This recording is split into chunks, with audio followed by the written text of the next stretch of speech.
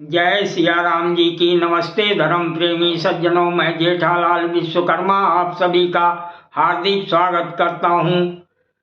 अवलोकनी बोलन मिलन प्रीत परस्पर हास, भायप भल चौं बंद की जल माधुरी सुवास। चारों भाइयों का परस्पर देखना, बोलना, मिलना, एक दूसरे से प्रेम करना, हंसना और सुंदर भाईपन इस जल की मधुरता और सुगंध है। आरती विनय दीनता मोरी, लघुता ललित सुवार न थोरी। अद्भुत सलिल सुनत गुणकारी, आस पियास मनोमलहारी। मेरा अर्थभाव विनय और दीनता इस सुंदर और निर्मल जल का कम हल्कापन नहीं है, अर्थात अत्यंत हल्कापन है। ये जल बड़ा ही अनोखा है, जो सुनने से ही गुण करता है और आशा रूपी प्यास को और मन के मैल को दूर करता है।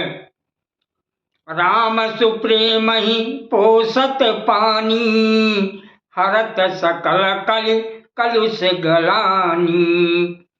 भव श्रम शोषक तोषक तोषा, समन दुरित दुख दारिद्र्य दोषा। ये जल श्री रामचंद्र जी के सुंदर प्रेम को पुष्ट करता है, कलयुग के समस्त पापों और उनसे होने वाली ग्लानि को हर लेता है, संसार के जन्म मृत्यु रूप श्रम को सोख लेता है, संतोष को भी संतुष्ट करता है और पाप ताप दरिद्रता और दोषों को नष्ट कर देता है। काम को मद मोह नसावन, विमल विवेक विराग बढ़ावन। सादर मंजन पान किए ते, मिटई पाप परिताप हिये ते।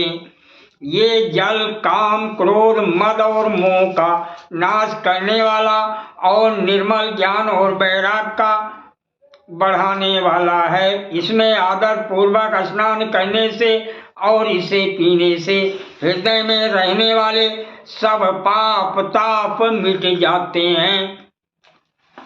जिन यही बारी न मानस धोए, ते कायर कलि काल बिगोए। तिरसित निरखी रवि कर भव बारी, फिर यही मृग जिम जीव दुकारी। जिन्होंने इस राम सुयस रूपी जल से अपने हृदय को नहीं धोया, वह कायर कलिकाल के द्वारा ठगे गए। जैसे प्यासा हिरण सूर्य की किरणों के रेत पर पड़ने से उत्पन्न हुए जल के भ्रम को वास्तविक जल समझकर पीने को दौड़ता है और जल ना पाकर दुखी होता है, वैसे ही वह कलयुग से ठगे हुए जीव भी विषयों के पीछे भटक कर दुखी होंगे। मति अनुहारी सुवारी गुण, गण गनि मन अनवाय। सुमिर भवानी शंकरहि, कहा कवि कथा सुहाय। अपनी बुद्धि के अनुसार इस सुंदर जल के गुणों को विचार कर उसमें अपने मन को स्नान कराकर और श्री भवानी शंकर को स्मरण करके कवि तुलसीदास सुंदर कथा कहता है।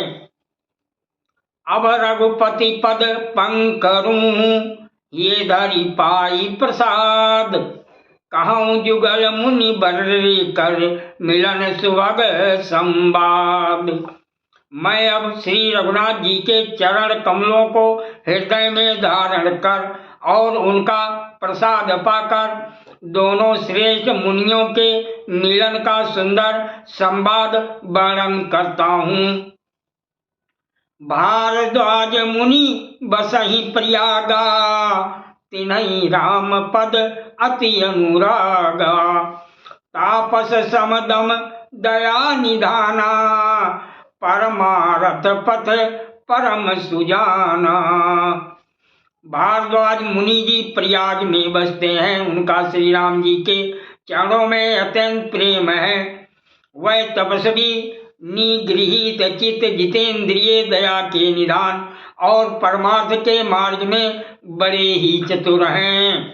माघ मकर गत रवि जब होई, तीरथ पतई आओ सब कोई। देव दनुज किन्नर नर श्रेणी, सादर मंजई सकल त्रिवेणी। माघ में जब सूर्य मकर राशि पर जाते हैं तब सब लोग तीर्थराज प्रयाग को आते हैं। देवता, दैत्य, किन्नर और मनुष्यों के समूह सब आदर पूर्वक त्रिवेणी में स्नान करते हैं। पूजहि माधव पद जल जाता, परस अखय बट हर सही गाता। भारद्वाज आश्रम अति पावन, परम रम्य मुनिवर मन भावन।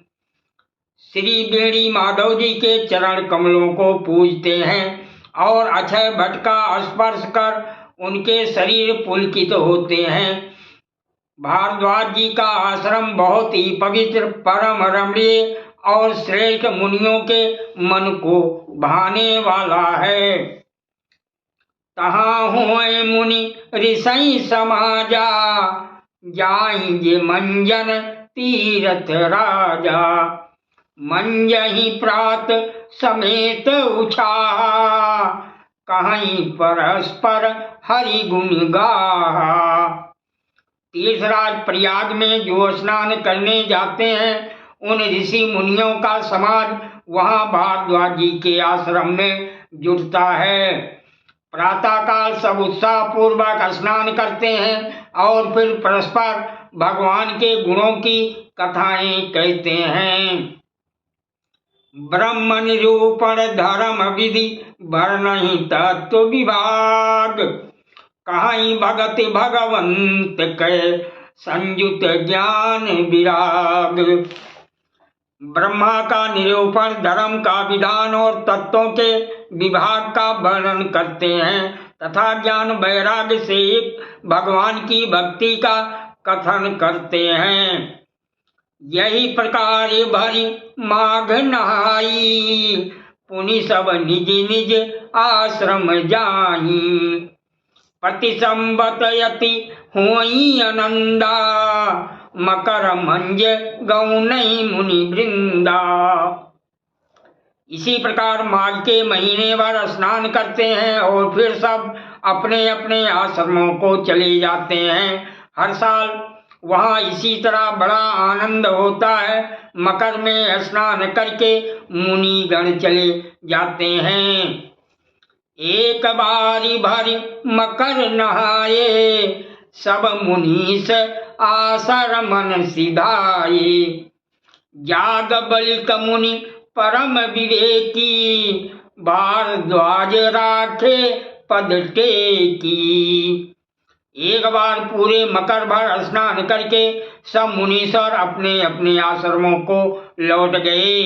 परम ज्ञानी याज्ञवल्क्य मुनि को चरण पकड़कर भारद्वाज जी ने रख लिया। सादर चरण सरोज पखारे, अति पुनीत आसन बैठारे। करि पूजा मुनि सुजसु बखानी, बोले अति पुनीत मृदुबानी। आदर पूर्वक उनके चरण कमल धोए और बड़े ही पवित्र आसन पर उन्हें बैठाया। पूजा करके मुनि याज्ञवल्क्य जी के सुयश का वर्णन किया और फिर अत्यंत पवित्र और कोमल वाणी से बोले। नाथ एक संसो बड़ मोरे, करगद वेद तत्व सब तोरे।